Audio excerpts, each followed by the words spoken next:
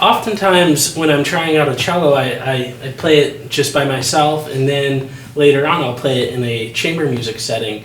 And sometimes I'm surprised that it could disappear. Sometimes the sound isn't the same when I'm playing solo versus in an ensemble. But I was curious about what you said. You said that the instrument sounded softer when you got in a chamber music setting than when you were playing solo? Yeah, sometimes I feel that the resonance of the instrument doesn't... It might be a loud instrument under the ear, but it doesn't actually have a lot of resonance. Mm-hmm. And the nuance doesn't come across. So with my left hand, sometimes I feel like what I'm doing with my left hand isn't coming across, whereas when it's just solo, I could hear everything. But when it gets into playing with other people, sometimes that disappears. Yeah, so that's a really good question. I mean, what I like to tell, like the chamber music groups that I'm coaching, is that there's several things you can do to be heard in an ensemble, right? One of them is to play louder. That's the obvious one, right?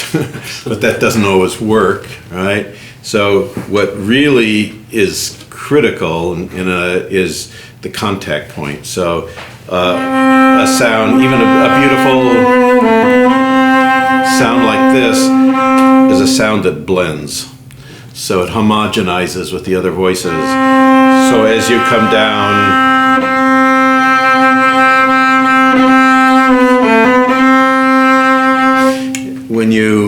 I call it the penetration factor, but inside the sound, you want a needle inside the sound. If I play without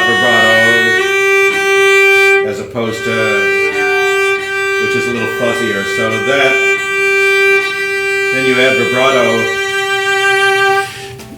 So first you want to have like a core, like a laser light beam inside the sound, and then you make it bloom and generate overtones around that with your vibrato that excites the sound, and that way you can come through. I kind of equate that often to an oboe in an orchestra.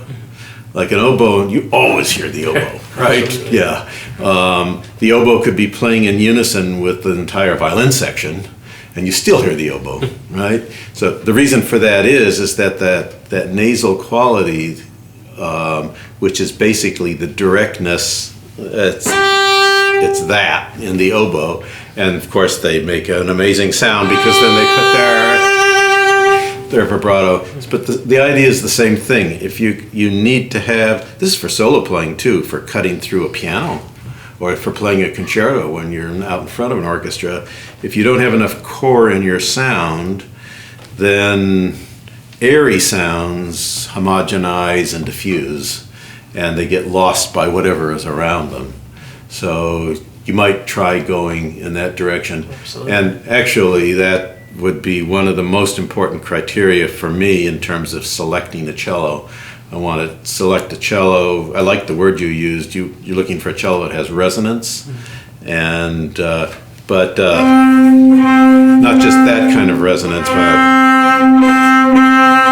but something that has an inside, something substantive in the sound, the laser beam quality.